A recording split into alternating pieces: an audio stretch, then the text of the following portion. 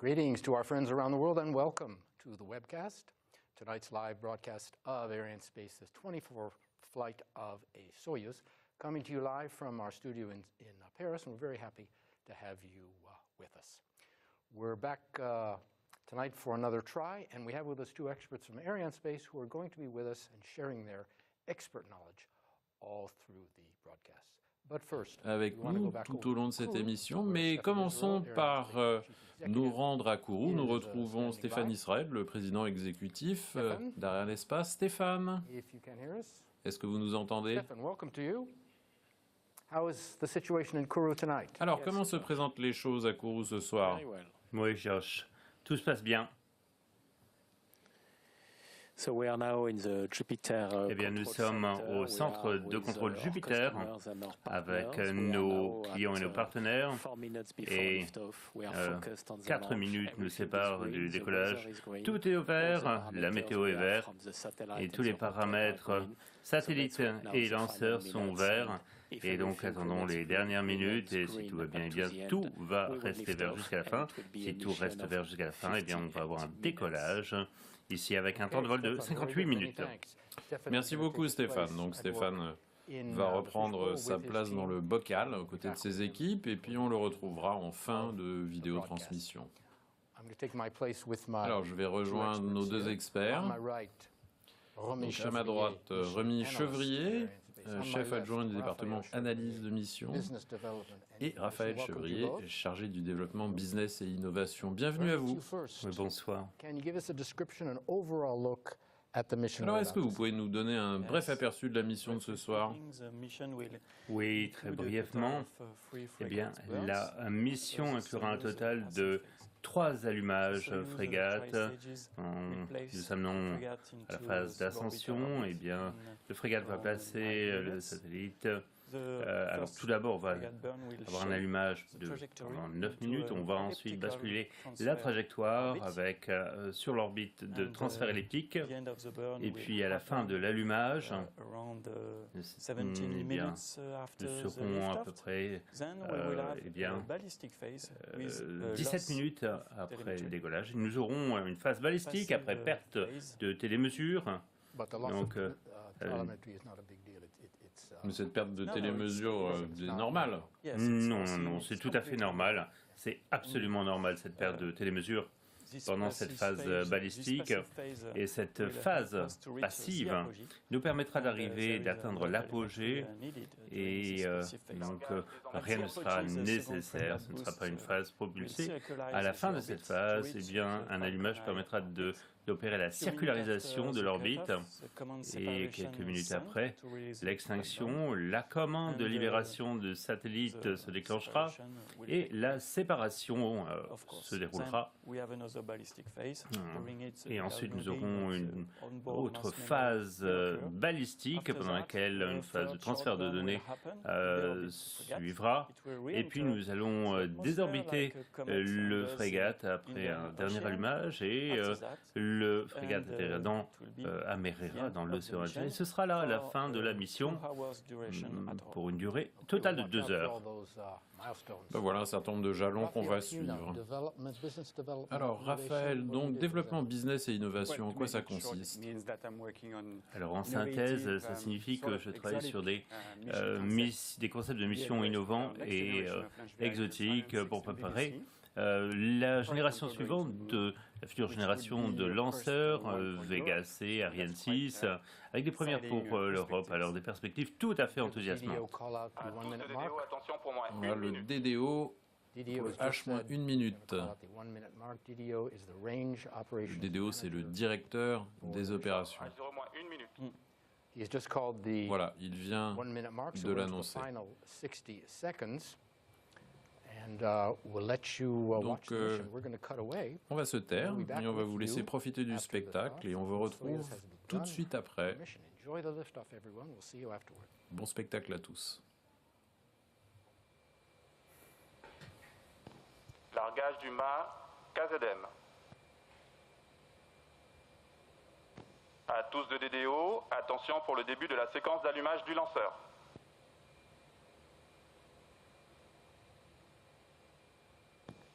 Top, 0 moins 20 secondes. Largage du mât VKM. Allumage triétage. Tous de DDO, attention pour le début de décompte final. 5, 4, 3, 2, 1. Décollage.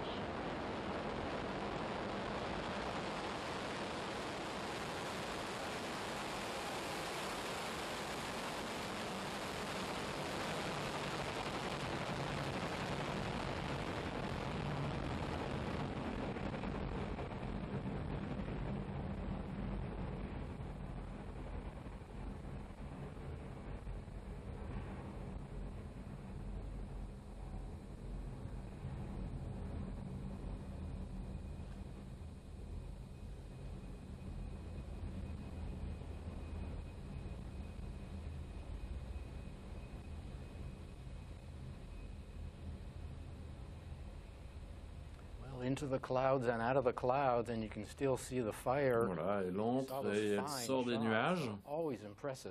C'est toujours impressionnant, même si vous avez déjà assisté à de nombreux décollages, c'est toujours impressionnant. Une masse de 307 tonnes, le DDO confirme que tout est nominal. Voilà, donc on va suivre un peu son profil de masse puisqu'elle va vite maigrir. Alors Rémi, parlez-nous du lanceur. Alors oui, effectivement, le lanceur est divisé en deux parties. Le composite inférieur, manufacturé par RKC, et le composite supérieur, c'est le frégate fabriqué par FPOL. Il contient la charge utile. Il y a souvent une confusion parce que, eh bien, on a tendance à utiliser le terme Soyouz, faisant référence eh bien, à l'ensemble composite inférieur et composite supérieur. Et le composite supérieur, c'est en fait assimilé comme une charge utile, comme une autre. L'objectif est d'injecter le composite supérieur en orbite suborbitale. Et ensuite, le frégate va prendre en charge le reste de la mission. Donc voilà, on a déjà une séparation du propulseur qui vient de se produire en bas de l'écran. Tout à fait. Voilà, donc largage confirmé avec une vitesse qui s'approche des 2 km/s. Ce sont des informations qui proviennent des stations de télémesure. Alors Raphaël, combien de fois vous avez vu un lancement? En vrai? Alors effectivement, j'ai assisté à un lancement.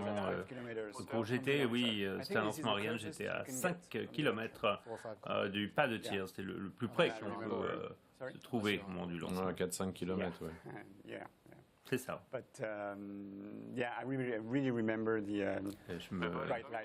Alors cette lumière qui monte et le son, le vrombissement, c'est quelque chose qui est absolument mémorable.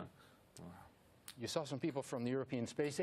là, vous avez vu des personnes de l'Agence spatiale européenne. Vous avez donc l'ESA, l'Agence spatiale européenne, le CNES, l'Agence française, et puis Ariane Espace. En gros, Ariane Espace s'occupe de la commercialisation du lanceur. L'ESA s'occupe du financement et le CNES, qui est l'Agence spatiale française, gère le centre spatial du Guyanais. Alors maintenant, prochaine étape, largage de la coiffe. Alors là, elle est partie vers le nord. En quel type d'orbite? Une orbite héliosynchrone, c'est ça? Alors on fait le tour de la Terre, mais dans une orbite héliosynchrone. Ça signifie que lorsque nous lançons le satellite sur cette orbite, le satellite va survoler une zone donnée, on souhaite observer, et à un certain moment, à un moment donné, un instant T dans la journée, et tout au long de la mission de satellite, on va repasser par cette zone. Ça veut dire que, eh bien, lorsque le satellite passe par une zone à 15 heures, tous les jours, eh bien, il va survoler, toujours à la même heure, cette même zone. Et là, on vient de recevoir la confirmation de la séparation de la coiffe. En effet. La séparation de la coiffe, donc, qui se produit à une altitude d'environ 150 km, une vitesse qui maintenant dépasse les 3 km secondes. Pourquoi est-ce qu'il faut larguer cette coiffe? C'est une bonne question, parce que dès que le lanceur quitte l'atmosphère, eh bien le satellite n'a plus besoin d'être protégé, et donc comme chaque kilo est important, eh bien, la coiffe devient une masse inutile et sans séparation de la coiffe par ailleurs, le satellite resterait prisonnier sous la coiffe. Donc c'est vraiment important d'avoir cette séparation. Ah oui, donc vous avez pu suivre sur l'animation, le largage du deuxième étage et de l'allumage. Donc il y a un certain nombre de stations de télémesure. Vous avez la station Galio qui se trouve à Kourou, la station des Bermudes et puis la station de Saint-Hubert au Québec. Confirmation de l'allumage du bloc I. Alors Soyouz, évidemment, est un lanceur bien connu qui remonte à l'époque glorieuse de la conquête spatiale. C'est un lanceur soviétique puis russe. Et Soyouz est présent à Kourou et en fait c'est le fruit d'une très vieille association. Absolument, ça remonte à 1966, lorsque le général de Gaulle, vous connaissez évidemment. Le nom me dit quelque chose. Eh bien, à l'époque, eh bien, ce fut le premier chef d'État eh bien, à se rendre à Baïkonour pour assister à un tir, un décollage. Et c'était le premier, ça l'a facilité, c'était le premier. Vraiment un pionnier de cette coopération entre l'Europe et la Russie, l'URSS à l'époque. Et cette coopération est bien amenée à nous amène dans les années 2000 avec une mission emblématique, lancée de Baïkonour sur Soyouz, par exemple vers Mars et Vénus. Et puis cela a bien amené des discussions à passer de compléter le bâtir de Baïkonour au centre spatial guinéen à Kourou. Et donc c'est un visionnaire. Le fait de transférer un lanceur venant d'étranger sur un bâtir et en Guyane française, eh bien c'est tout à fait visionnaire. Et donc le premier lancement donc de Soyouz à Kourou, eh bien c'était il y a presque 10 ans, en 2011. Et d'ailleurs, on fêtera le 10e anniversaire de sa présence l'année prochaine. Alors, Remy, vous travaillez dans un endroit qui s'appelle généralement le CVI, le Centre visuel instantané. À quoi sert cette installation? Effectivement, le CVI, c'était un système de suivi en temps réel et un suivi du lanceur. Et c'est en fait l'ensemble au sol le plus important pendant le vol. Et s'assure que toutes les données du vol sont nominales et que le satellite s'est séparé, a été injecté en orbite comme prévu et les données recueillies par les stations de poursuite au sol arrivent au centre de contrôle en Guyane française et au centre de contrôle du frégate à Moscou. Et donc les données sont recueillies en temps réel à Kourou et Thomas Secrétaire est chargé de cela avec deux autres collègues, non pas à Moscou étant donné la pandémie, mais ces deux collègues, Claude Lecran et Antoine Courtois, collectent ces données. Ici. Alors, on a eu acquisition par la station suivante, qui est la station des Bermudes, puisque là, on vole vers le nord en longeant la côte est des États-Unis. Et ensuite, c'est une station de la NASA qui, semble-t-il, a été rénovée en 2018. Et donc, c'est en 1998 qu'on a commencé à envisager l'utilisation de Soyouz depuis la Guyane. Ça a commencé plutôt de façon plus sérieuse en 2004. Les réflexions ont avancé. Et là, donc, séparation du troisième étage. Confirmation de l'extinction du troisième étage. Donc, altitude 375 km et on s'approche des 7 km secondes. Alors, pourquoi utiliser une Soyouz sur cette séparation du bloc I? Pourquoi une Soyouz alors?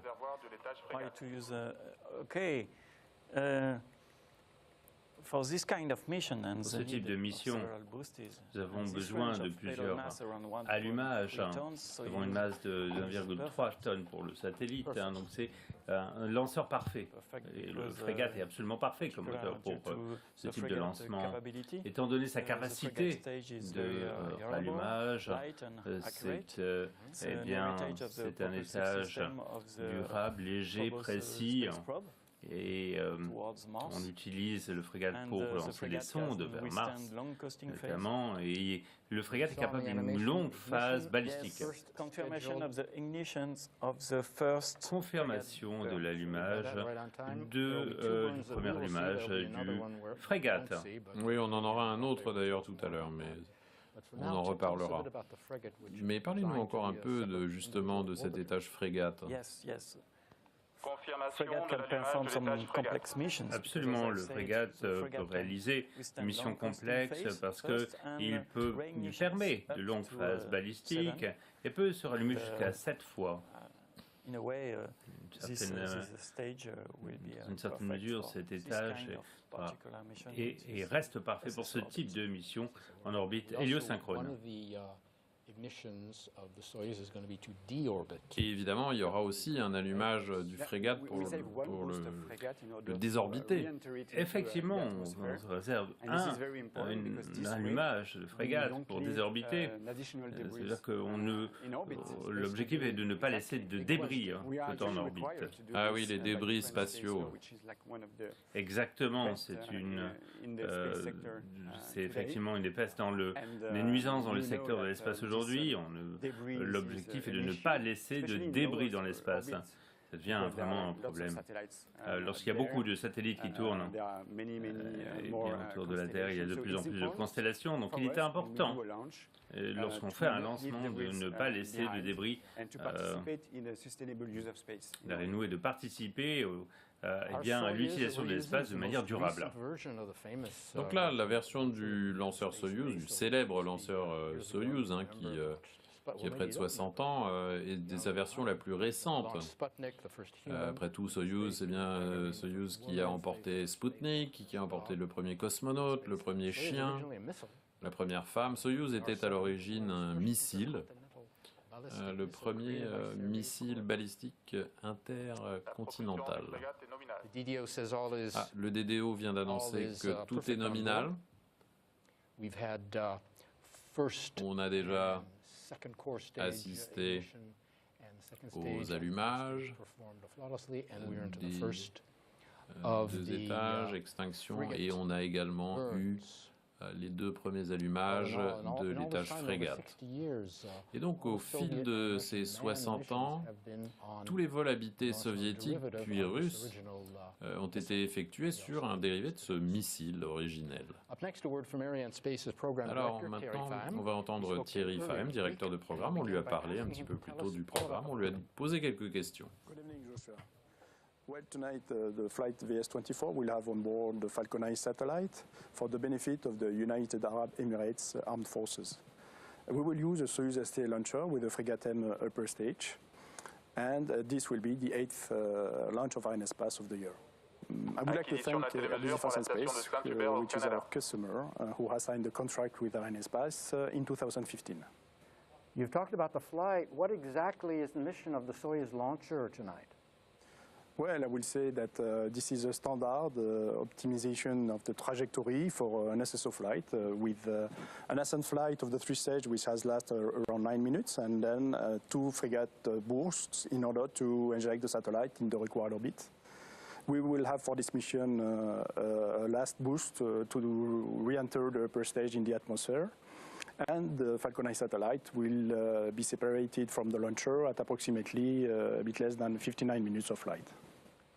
And how was the campaign? Any highlights? What do you think you're going to remember? Well, I will say that it has been a long campaign with a long standby phase. We have faced some technical concerns on the launcher, but everything has been overcome by all the teams in due manner, and I would like just to highlight the fact that the professionalism spirit of Arianespace and Russian partners teams in order to overcome these difficulties was excellent, and I would like to thank all these people who have worked very hard on this program. The other point that I would like to say is that I would like to thank Airbus Defence and Space, our customer, and Thales Alenia Space, plus the United Arab Emirates teams, because they have all along the program always adopted constructive approaches in all these difficult times that we had with the COVID pandemic situation. And we are now here for this launch of the VS-24 flight, and I would like to wish a very long life to the Falcon 9 satellite. Thierry Faham, many thanks. Merci à Thierry Faham. Alors, pendant l'interview de Thierry, il y a eu acquisition par la station de télémesure de Saint-Hubert, où ils ont des installations d'entretien mobile, et ils ont même aussi un centre de formation pour les équipages. Voilà, donc pour l'instant, tout fonctionne parfaitement.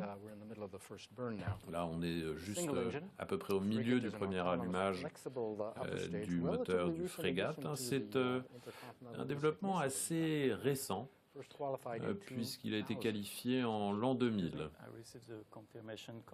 J'ai reçu la confirmation de l'acquisition de la station de poursuite de Saint-Hubert.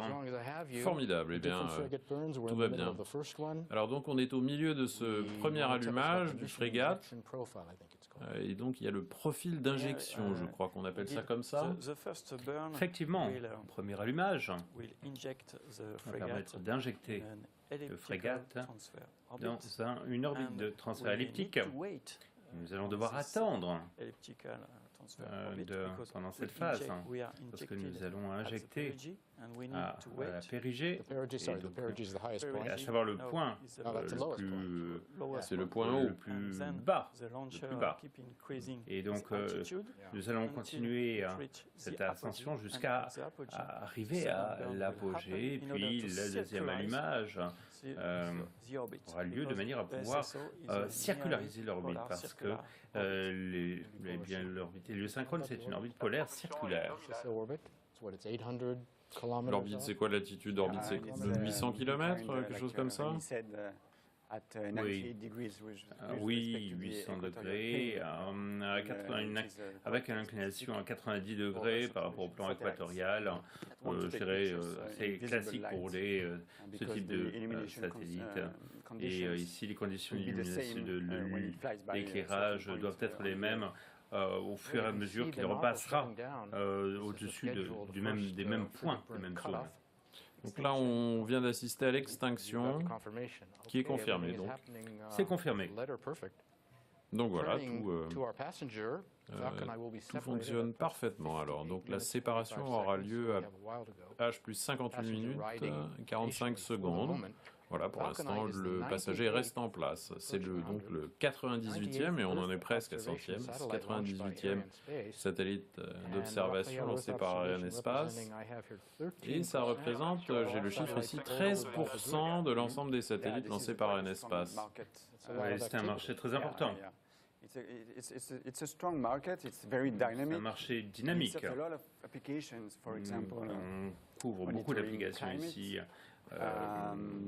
L'étude du climat, l'étude de la biodiversité, la faune, de la flore, de la migration des espèces, également le marché du numérique, il y a l'agriculture, le BTP, l'urbanisme. Les opérations aussi de secours après des catastrophes naturelles. Absolument. Beaucoup d'autres applications, notamment des applications spécifiques commerciales qui nécessitent des images haute résolution satellitaires. Et donc c'est un gros marché puisqu'il y a encore 19 satellites d'observation de la Terre dans le carnet de commandes. Alors on arrive... Voilà, on va regarder une rediffusion, un petit replay de ces images.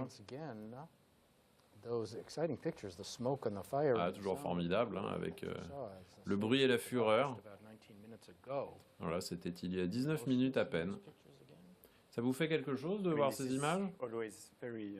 C'est toujours aussi impressionnant. J'ai eu l'occasion de voir de mes yeux vus un lancement sur place et c'est impressionnant.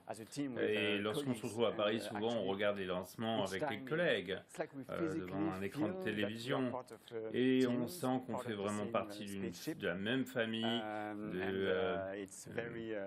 du même projet, et ce sont des émotions très fortes parce que vraiment on a ce sentiment d'appartenance à une famille.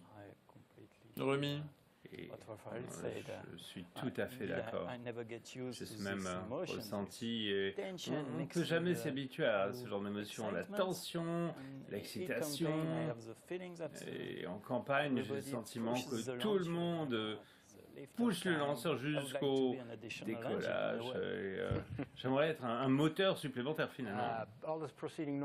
Mais oui, enfin en tout cas tout se passe bien à bord. Et en fait Soyouz peut partir de 3 pas de tir différents, c'est ça?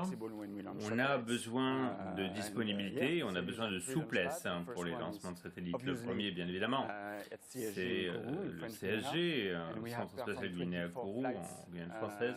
Nous avons réalisé 24 vols de Soyouz, CSG, et puis le pas de tir historique à Baïkonour, et puis Ariane, Espace et Starsem ont réalisé 28 lancements de Baïkonour, et puis le dernier à Vostochny, le dernier pas de tir inauguré en 2016.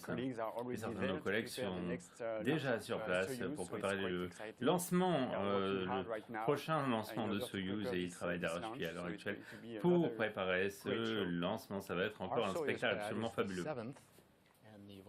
Donc le 7e, et là en fait c'est le 8e, donc il est plus récent. Début de la phase balistique. Et donc en fait c'était le plus récent jusqu'à il y a 2 ans quand Vostochny a été ajouté. Donc. Et il y a des pas de tir aussi à Plesetsk, me semble-t-il. Alors, on va peut-être maintenant regarder un autre petit film. On va attendre un petit instant. Et voilà.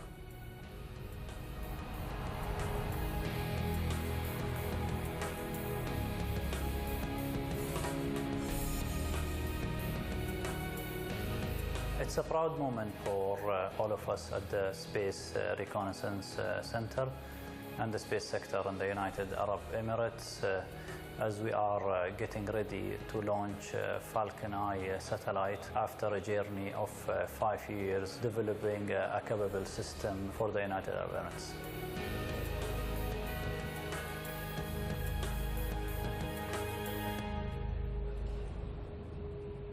Falcon Eye is an autonomous and powerful Earth observation system that consists of 2 state-of-the-art Earth observation satellites, fully owned and operated by the UAE.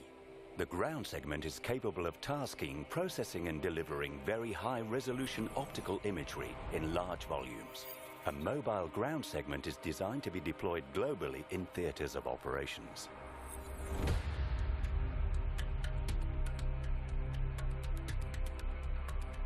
Capacity-wise, Falcon Eye satellites constellation are capable of providing hundreds of images with the high resolution spec on a daily basis. Falcon Eye system will collect image in panchromatic and multispectral. From capability perspective, the attitude and orbit control system provides the satellites with high agility. The system is designed to assure global, fast turnaround between task and request, acquisition to the delivery of data autonomously. It is really considered to be a capability owned by a few countries only worldwide.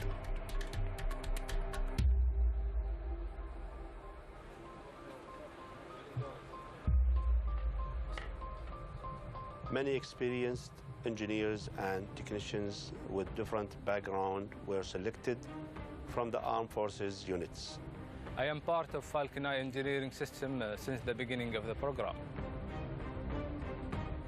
I'm honored that my country provided me the chance to be part of this high-end technological program. The Falcon Eye project work was mainly managed by an Emirati resident team in France. Daily meetings with the contractors were held to have an overview on the assembly, integration, and testing phases of the program. They participate in Falcon Eye program to enhance their capabilities in the field of space.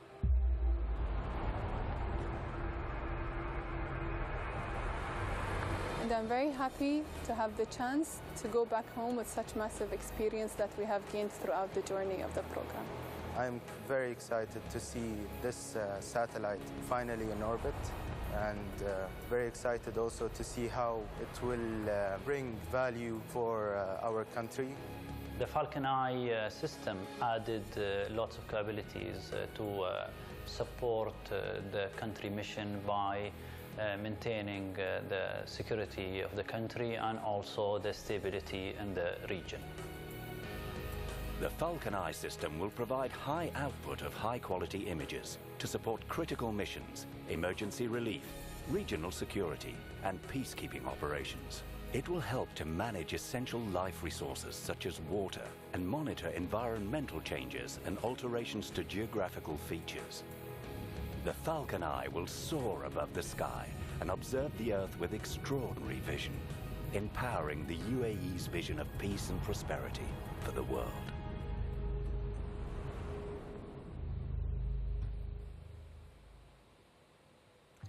We are in between the two, Alors, on est donc maintenant entre les deux boosts du frégate. C'est ce qu'on appelle la phase balistique. Oui, tout à fait. Et il s'agit là de la phase balistique. Ce qu'on appelle la phase balistique, c'est une phase dans laquelle il n'y a pas d'activation du moteur principal, simplement une série de contrôle, l'attitude du lanceur, du système de contrôle. Donc en fait, il n'y a pas de poussée, il y a simplement une correction de l'orientation du frégate. Tout à fait, on va corriger les mouvements du lanceur dans une phase propulsée. Aucune télémesure n'a lieu pendant cette phase passive. Et c'est le cas pour cette mission. Nous avons une perte de télémesure. Oui, parce qu'il y a une perte de télémesure. C'est absolument nominal. Cette perte de télémesure, une durée de 32 minutes d'ailleurs, jusqu'à l'acquisition de la station de poursuite en aval, New Inertia en Australie. Et alors pourquoi ça se passe comme ça? Bien, seuls les événements principaux peuvent se dérouler en visibilité des stations de poursuite. Je veux dire par là, c'est l'allumage, l'extinction et également la séparation. Et de manière à pouvoir restituer les données du vol, eh bien, nous voulons des paramètres de l'ensemble du vol, et c'est la raison pour laquelle, lorsqu'il n'y a pas de station de poursuite disponible en visibilité, nous utilisons une mémoire de masse à bord. Et en fait, c'est quoi? C'est enregistré et puis ensuite c'est téléchargé, renvoyé vers les stations au sol, comme si ça avait été... C'est plus ou moins, c'est ça, plus ou moins? C'est ça. Tout à fait. C'est un petit peu plus compliqué que ça dans la réalité, mais voilà. En fait, on peut à la fois transmettre les paramètres en temps réel et les enregistrer. On peut faire ces deux opérations à bord du frégate. Mais on ne peut pas transmettre les paramètres en temps réel et transférer les données dans la mémoire de masse. Par conséquent, on va devoir attendre dans la phase passive, et donc on va devoir attendre d'être en visibilité de la station de poursuite suivante pour transférer les données. Et ça va être le cas parce que, bien, à l'heure actuelle, nous enregistrons les données de vol, dès le début du premier allumage, du premier boost du frégate, jusqu'à la séparation. Et après la séparation, eh bien, nous serons à nouveau en visibilité de Galio, et ce sera à ce moment-là qu'on rentrera dans une nouvelle phase balistique. Nous aurons une nouvelle occasion de transférer, de télécharger la mémoire de masse. Oui, en effet, c'est bien plus compliqué que je ne l'imaginais. Enfin, la décision de l'ESA, de l'Agence spatiale européenne, c'était une grande étape. pour le spatial et pour l'alliance entre le spatial russe et le spatial européen. Et donc, maintenant, les constellations sont entrées dans le portefeuille. Absolument. Les constellations permettent de... Eh bien, nous, Arianespace dispose d'une expérience considérable dans ce grand marché.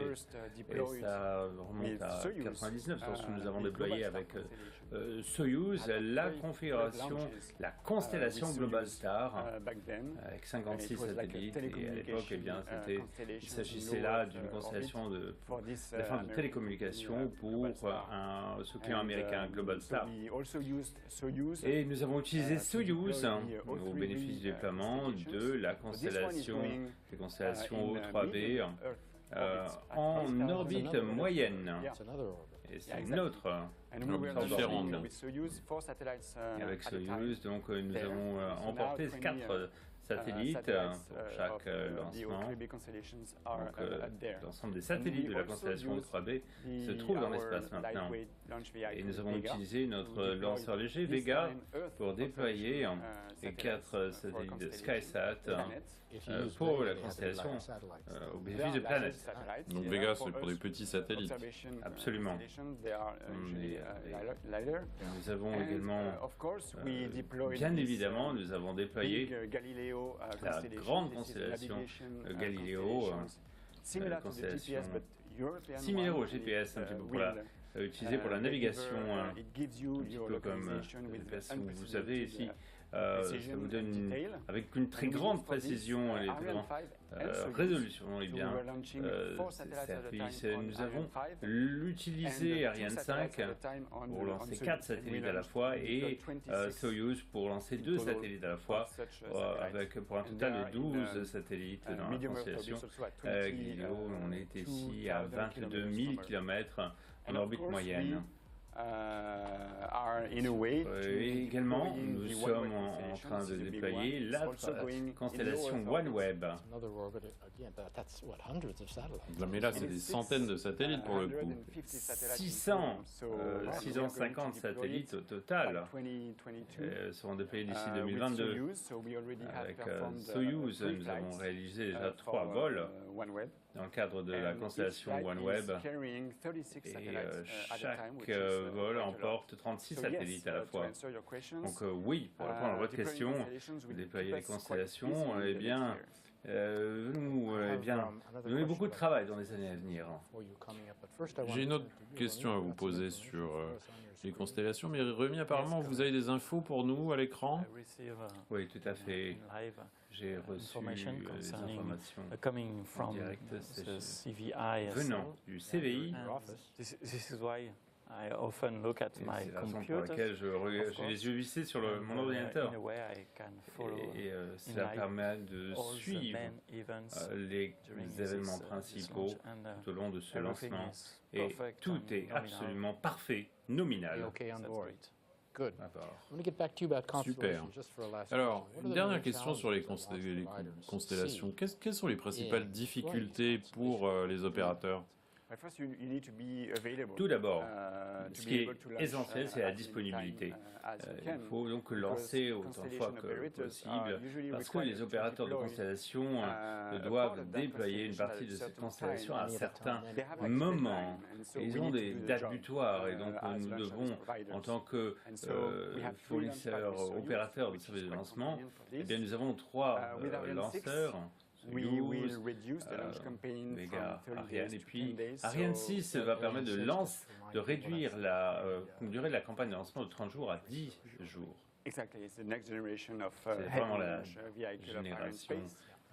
future génération de lanceurs de Arianespace, Vega C, Ariane 6.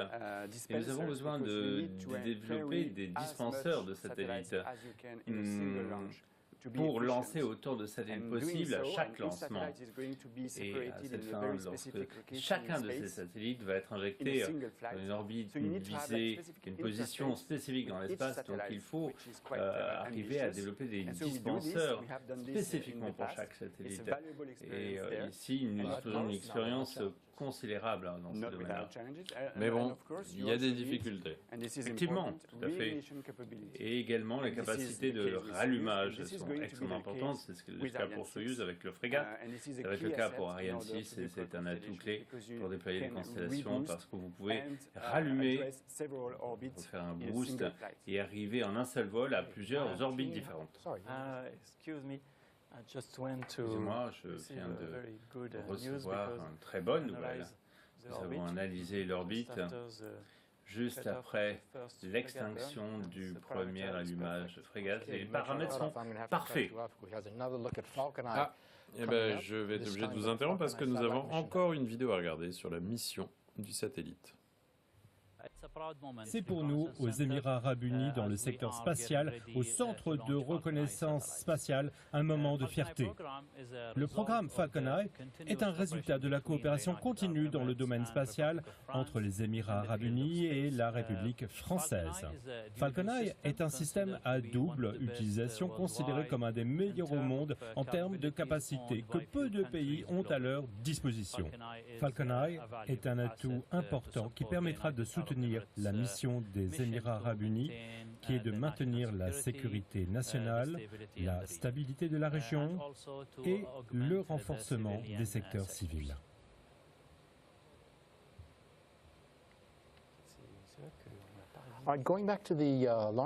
Alors j'en reviens aux pads de tir dont on parlait tout à l'heure. Quelles sont les différences entre ces pads de tir ? Bien, les différences principales est que Kourou est situé à 5 degrés au nord de l'équateur.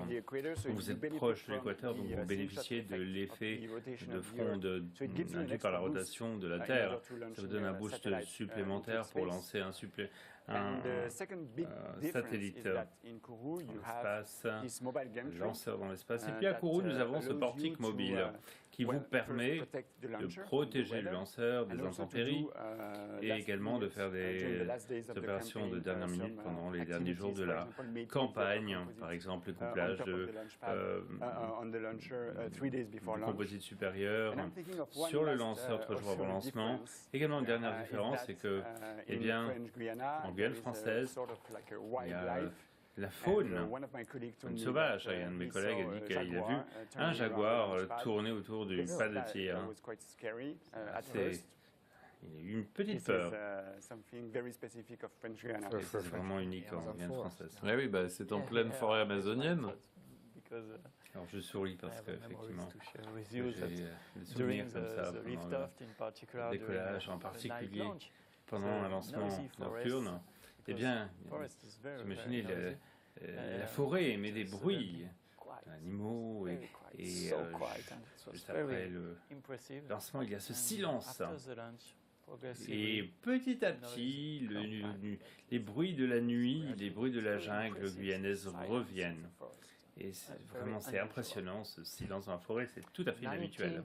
1925 lancements, c'est un record mondial pour Soyuz. Il n'y a rien qui lui arrive à la cheville en termes de chiffres. Ceux qui viennent derrière, ce sont des missiles soviétiques, le R-12 et le R-14, qui ont eu 600 tirs. Enfin, vous imaginez un peu le différentiel.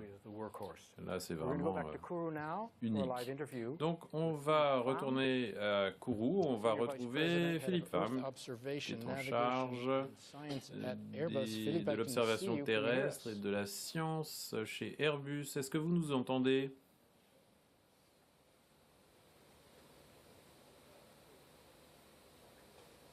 Philippe Pham, can you hear us? I can hear you. Good evening. Oui, je vous entends. Ah, très bien.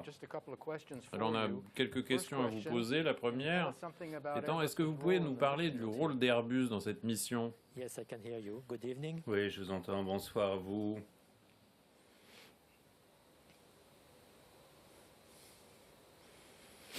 Yes, so we are proud to lead the oui, nous industrial sommes team fiers de mener l'équipe industrielle et notre maître d'œuvre avec notre co-maître d'œuvre au service des forces armées des Émirats arabes unis. Airbus et numéro 1 mondial, fourniture des systèmes, sur les marchés internationaux, avec notre plateforme Astrobus éprouvée. Et Falcon Eye, c'est un ensemble de systèmes avec la capacité de traitement de résolution et de traitement des images et de segments sol. Et l'objectif est de fournir des images de haute résolution pour notre client, les Émirats Arabes Unis, de manière à permettre un programme d'observation et d'images d'optique à très haute résolution. Donc la mission devrait se terminer, enfin il va être mis en orbite dans 20 minutes et après votre rôle ne s'arrête pas là, j'imagine.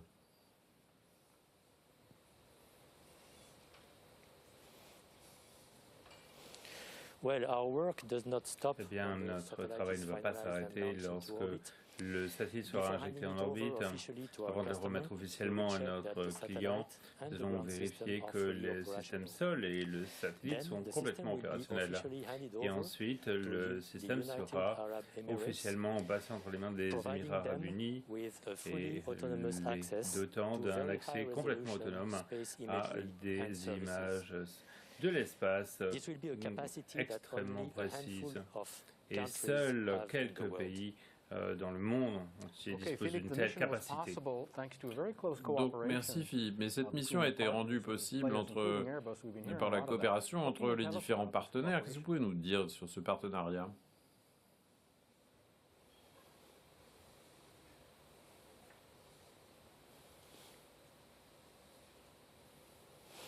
Effectivement, cette mission est le résultat d'une coopération étroite au niveau industriel, à différents niveaux, au niveau gouvernemental, entre la France et les Émirats Arabes Unis. Deuxièmement, au niveau industriel, avec une coopération étroite entre Airbus Defence and Space et Thales Alenia Space. Au nom d'Airbus, je tiens à remercier notre client, les Émirats Arabes Unis et les forces armées des Émirats Arabes Unis pour leur confiance et toutes les étapes réalisées tout au long de cette mission de manière constructive. Je tiens à remercier Yassad et les consultants, ainsi que l'Arianespace, le CNES, le Centre spatial lyonnais et les équipes russes accompagnant le lanceur Soyouz. Je tiens à remercier le gouvernement français pour son soutien tout au long des différentes étapes de ce programme fort ambitieux. Et je souhaite conclure en remerciant une nouvelle fois les Émirats Arabes Unis, notre client, pour leur confiance, la confiance qu'ils nous ont témoignée et leur patience au cours de ces derniers mois. Merci encore. Merci à vous. Nous allons maintenant écouter une interview filmée un petit peu plus tôt et on a posé la question du programme Falcon Eye. So Falcon Eye is an Earth observation system for UAE Armed Forces. So it's a full turnkey system in which the satellite is a sensor, and we have also delivered a full ground segment which has been developed and deployed in Emirates. What we did also is a training of a full team of UAE people in order to operate this system. For the ground segment details, I will leave the floor to François. This ground segment, commonly developed with Airbus, is capable to control the satellite, to prepare the request of images, and to produce images and intelligence reports. This ground segment is located in different sites in the UAE, and is capable to be interconnected, and he has as well a capacity of deploying a mobile ground segment. Can you tell us something about the satellite itself now? The satellite has been also jointly developed and designed by Airbus and Thales Alenia Space. So I will not go in detail on the performances of these satellites, which are confidential, but at least I can tell that it has been designed for a 10 years operation in flight and is weighted about 1.2 tons. On Airbus side, we have designed the platform, which is an agile platform, and we were also in charge of the integration and test of the satellite in our premises in Toulouse. In Thales Alenia Space, we have developed and designed the very high-resolution optical payload, which is somehow the heart of the satellite. How was the campaign for both of you? So the launch campaign has been very specific.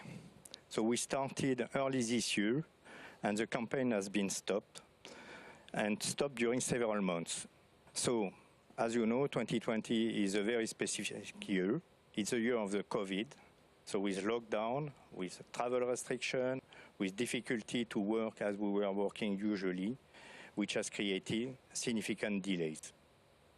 So after 8 months of storage in Kourou, the campaign has resumed end of October for 1 month, and on satellite site, it went smoothly. On the campaign, we can say that it is the longest campaign ever experienced for this type of satellite, and our team have support and try to reduce the schedule as much as possible, even with this very difficult context that Michel just explained. Can we look ahead to separation? What are Falcon Eye's first operations once she's been released? The true life of the satellite will start after separation. So the separation will take place after 58 minutes and 44 seconds after liftoff. After the separation, the first acquisition of the telemetry by our team is after 3.5 orbits, which is a quite long period. So this acquisition is done through the Kiruna antennas. And thanks to automatic sequence, the satellite will be in proper configuration to start testing when we will get visibility. So the first set of tests will be done in our premises in Toulouse over about 10 days before the handover to the main site in Abu Dhabi. After this post-launch maneuver, an intensive period of test will start.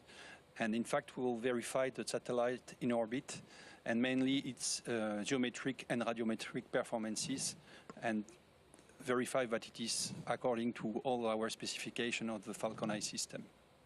All right, last question. Anything else you'd like to add? So we would like to have a few words on the people. So first, I would like to thank the industrial team, Airbus and Thales, and the armed forces, our customer. We work jointly in order that this program is a success, and it has been appreciated with a good spirit to have a good product at the end. What I would like to add is a specific thank you to my teams. So satellite team, which is the engineering team, the procurement team, and the AIT team, and also the system team and the ground segment teams, which are both in Toulouse and in Abu Dhabi. They had very strong commitment to the program, and it has been really appreciated. Last, I would like to tell a few words on our launcher authorities, so Arianespace and their Russian partners. So they work very hard in order to make possible this launch this night, and we thank you them for that. Let me associate Thales as well as this thank you, and I would like to give a special thanks to our customer and to Airbus for the good team spirit and cooperation we had all along this project, and which have helped us to overpass all difficulties. And of course, to our Thales Alenia Space people for their dedication for the project. Thank you for that. Michel Roux and François Villesec, many thanks. Merci à vous, Michel Roux et François Villesec. Alors, on va reparler un petit peu d'observation de la Terre. C'est vrai, tout à fait, c'est très important. On tient parti du fait que les satellites tournent autour de la Terre toutes les 90 minutes, ils vont passer sur les mêmes zones et ils peuvent recueillir des données de ce qui se passe sur la Terre, dans les forêts, les océans, la faune, la flore. Et donc, ce sont des éléments très importants en formation d'avoir ce type de satellite d'observation de la Terre. On a une autre interview depuis Kourou avec Jean-François Chotard de chez Thales Alenia Space. Alors, je vous vois. Alors, il y a eu un certain nombre de retards, mais enfin, elle est partie avec Falcon Eye. Alors, comment vous sentez-vous ?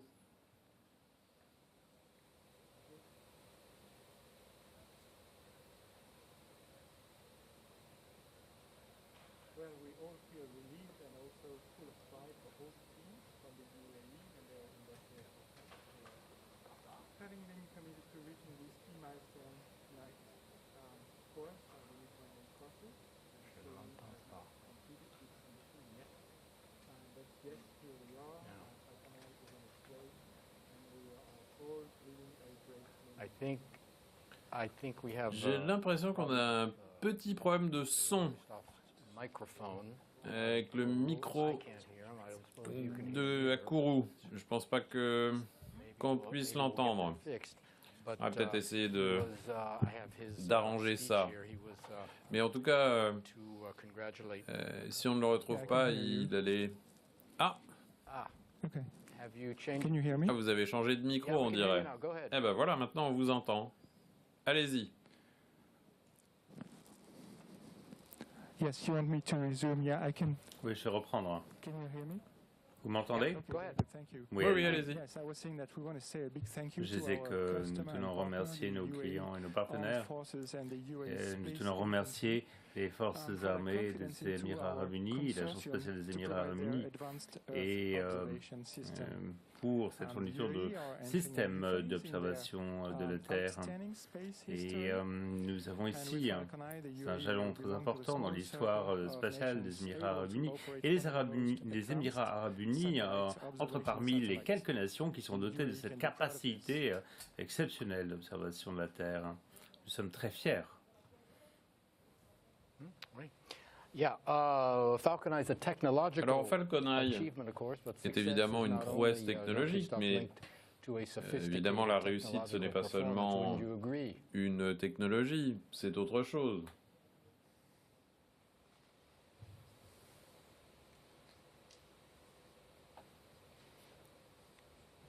Oui, c'est exact, beaucoup plus qu'un projet industriel classique. Falcon 9 était vraiment une aventure humaine. Nous avons repoussé les frontières, nous avons conçu des systèmes innovants. Et cet ensemble a véritablement été une vraie aventure exigeante. C'est la raison pour laquelle je tiens à féliciter toutes les équipes chez Thales Alenia Space à Cannes et à Toulouse pour leur expertise, pour avoir permis de fournir un satellite autre solution pour le segment sol et pour la station mobile sol. Nous tenons à féliciter notre partenaire Airbus Defence and Space. Une fois encore, ce programme montre que nos deux entreprises peuvent, main dans la main, livrer des projet aussi fabuleux que celui-ci. Dans un esprit d'équipe, nous tenons à remercier également Arianespace pour leur soutien continu tout au long de ce programme. Et également, nous tenons à remercier l'équipe industrielle. Le secret d'un tel projet est fondé sur un vrai partenariat, confiance, une collaboration entre les équipes des forces armées des Émirats Arabes Unis et les homologues français. Je suis désolé, on va être obligé de vous interrompre parce que ça dépasse un peu. Parce que voilà, on va être obligé de vous passer un petit film. Désolé, pas le temps.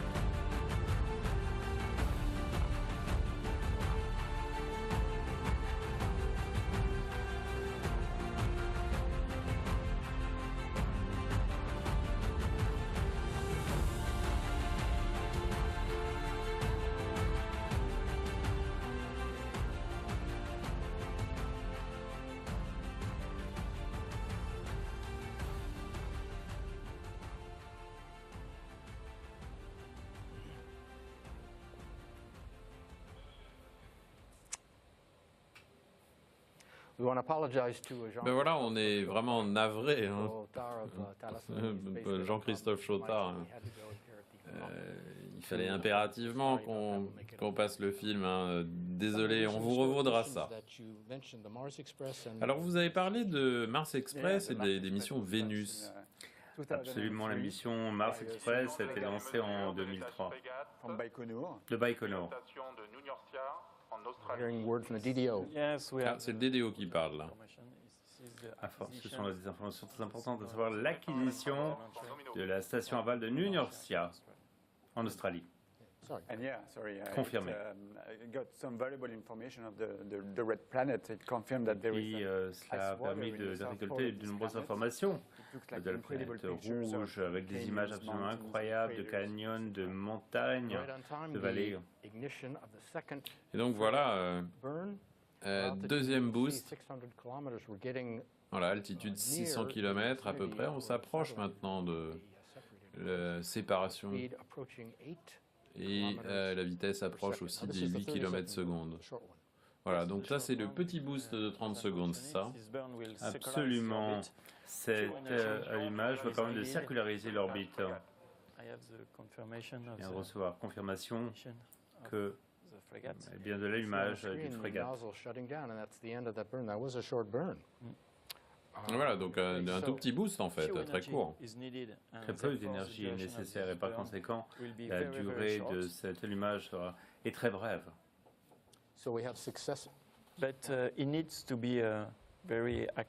Mais cet allumage va être très précis. Je viens de recevoir confirmation de l'extinction et cet allumage, ce boost, eh bien, c'est un allumage qui dure que 33 secondes. Donc ça y est, hein, l'ensemble des allumages de l'étage supérieur sont terminés. Donc maintenant, ce qui va se passer, c'est que le satellite Falcon 9 va entamer ses manœuvres en attendant d'être éjecté en position. Affirmatif, effectivement. Cette phase, eh bien, nous avons ici une séparation avec un mode stabilisé sur 3 axes, avec bien une direction dédiée. On vient de recevoir la confirmation du début des manœuvres d'orientation et juste après le deuxième allumage, eh bien, on va opérer des manœuvres pour arriver à gérer l'attitude du satellite, stabiliser le satellite. Les systèmes de contrôle d'attitude permettent de réaliser cette phase. Nous allons avoir eh bien, une stabilisation des mouvements du satellite. Dès que le satellite est stabilisé, dans la bonne direction, la séparation se déroulera.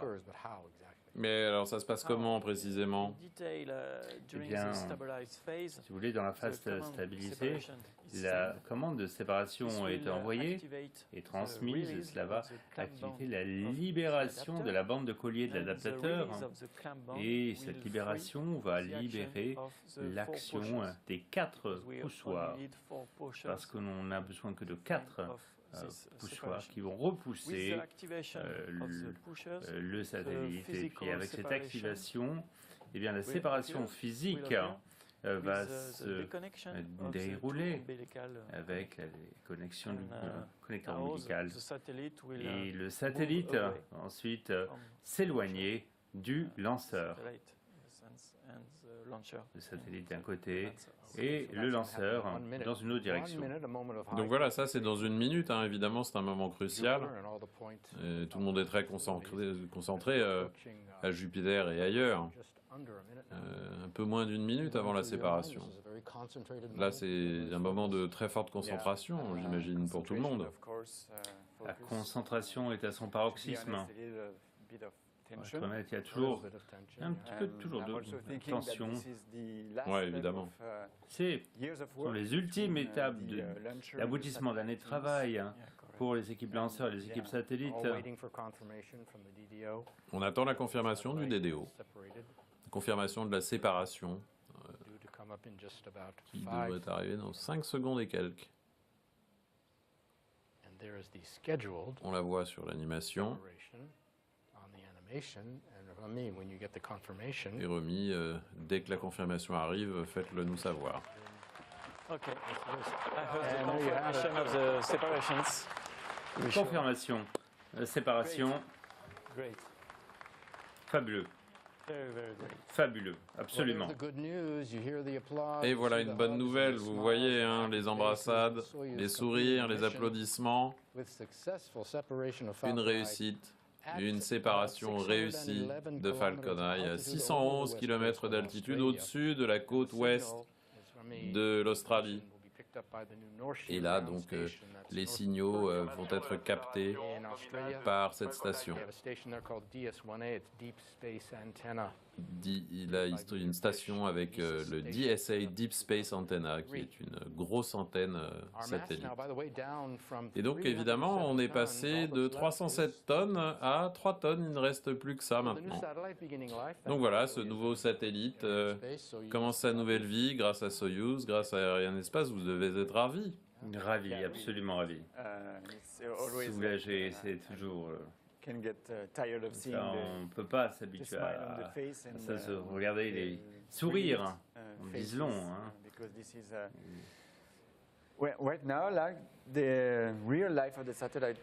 La vraie vie du satellite débute. Et ce satellite pourra ainsi, je l'espère, vivre de nombreuses années. Hein. Donc vraiment un sentiment de soulagement. Et oui, c'est le début de la vie autonome du satellite.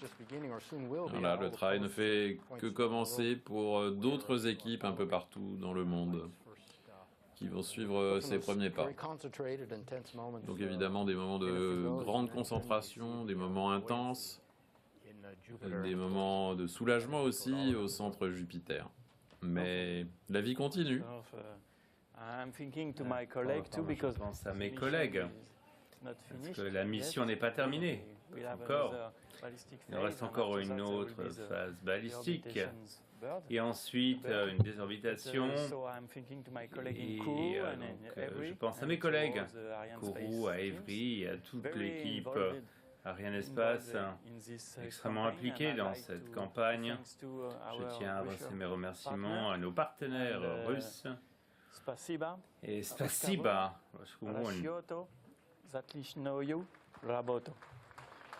pour ce beau travail. Which means thank you very much for this great launch to the Russian team. Pour ce beau lancement, grand merci à l'équipe russe. Frankly speaking, I'm deeply happy. Franchement, je suis profondément content, très fier de travailler pour Arianespace et pour faire eh bien, ce travail absolument extraordinaire. Nous avons réalisé que c'est une mission ambitieuse d'amener un satellite du sol à l'espace. Toujours. Eh bien, c'est une motivation. Hein, on réveille. Eh bien, c'est absolument exceptionnel. Ok, alors on va maintenant retourner à Kourou. Quelques mots de Stéphane Israël qui doit se trouver avec, je crois, Philippe Pham, Jean-Christophe Chotard et Monsieur Al Romaiti pour Falcon Eye qui devrait nous dire quelques mots en conclusion après cette belle réussite et ces beaux moments de séparation. Voilà, donc Stéphane Israël doit sortir du bocal. D'abord, évidemment, bon, les félicitations. Alors Stéphane, je vous ai à l'image, vous avez l'air, malgré le masque, assez content. On a vu les images de la séparation il y a quelques instants. Est-ce que vous pouvez nous confirmer que c'est un succès côté Arianespace ? Oui, je vous confirme que ce soir, eh bien, la réussite a été au rendez-vous avec notre lanceur Soyuz et Falcon Eye et sur l'orbite visée, Mission to Success. Formidable, alors vous avez sans doute des gens à remercier. Eh bien, je souhaite adresser mes remerciements à toutes nos équipes, et bien évidemment les équipes Arianespace, les équipes russes qui ont rendu possible à nos côtés cette réussite. Je tiens à remercier les équipes du CNES qui sont là au quotidien, au CSG, Centre spatial guyanais, et bien évidemment, je tiens à rendre hommage à nos partenaires pour cette mission de ce soir, les industriels Thales Alenia Space et Airbus Defence and Space, nos deux co-maîtres d'œuvre, et bien évidemment les forces. Je tiens à remercier les forces armées des Émirats Arabes Unis. Je vais leur laisser la parole. Merci beaucoup. C'est un grand moment. C'est un moment pour nous, le moment de remercier tous nos collègues chez Airbus Defence and Space, Thales Alenia Space et Arianespace. Nous sommes très fiers de ce moment et je voudrais aussi remercier mon équipe.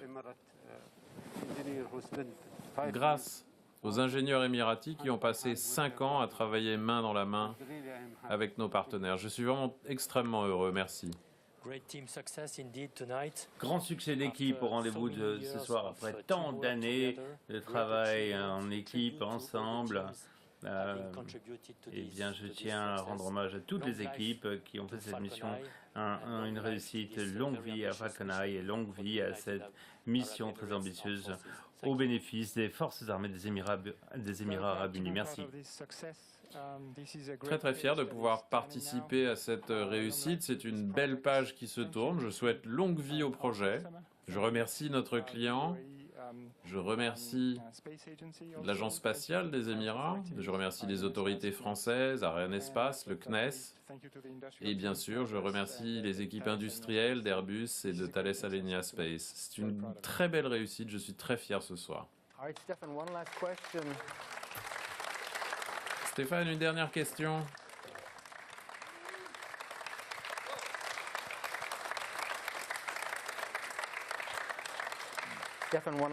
Dernière question pour vous, Stéphane, avant qu'on se quitte. Les prochains lancements, alors? Alors en fait, nous allons livrer 2 autres lancements d'ici la fin de l'année avec Soyouz du cosmodrome russe de Vostochny pour OneWeb. Et nous serons de retour ici au Centre spatial guyanais entre Noël et le Nouvel An, ce qui est tout à fait inhabituel pour la dernière mission de l'année pour Soyouz.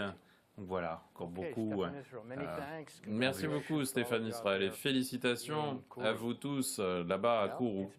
Et ben voilà, une soirée passionnante. On est ravis que vous ayez pu la partager avec nous. Donc Soyouz a mis en orbite un nouveau satellite pour les Émirats. Donc félicitations à tous ceux qui ont participé à tout ça. Et donc Arianespace va continuer son travail pour le monde spatial du monde entier. Messieurs, un dernier mot peut-être? Félicitations à tous, aux clients, Airbus Defence and Space, Thales Alenia Space, les Émirats Arabes Unis, et nos collègues chez Arianespace et à tous les partenaires qui ont travaillé sur ce vol. Pour être honnête, je dirais que dans ces temps difficiles que nous vivons actuellement, c'est vraiment une belle expérience, cette invitation au rêve, au spatial, et de voir ces fabuleuses images. C'est absolument fabuleux. Oui, l'aventure spatiale est probablement une des dernières grandes aventures, la dernière frontière finalement. Et nous sommes fiers de faire le travail que nous faisons au quotidien. Eh bien moi ça me va comme mot de conclusion. Donc je vais vous dire au revoir. Évidemment, on va regarder une dernière fois ces magnifiques images du décollage. Et puis, donc, bonjour, bonsoir, bonne nuit à vous tous. Il est tard ici à Paris. Donc, voilà, en compagnie de Rémi Chevrier et de Raphaël Chevrier. Nous sommes bien amusés et nous nous réjouissons de vous revoir la prochaine fois. Salut à tous.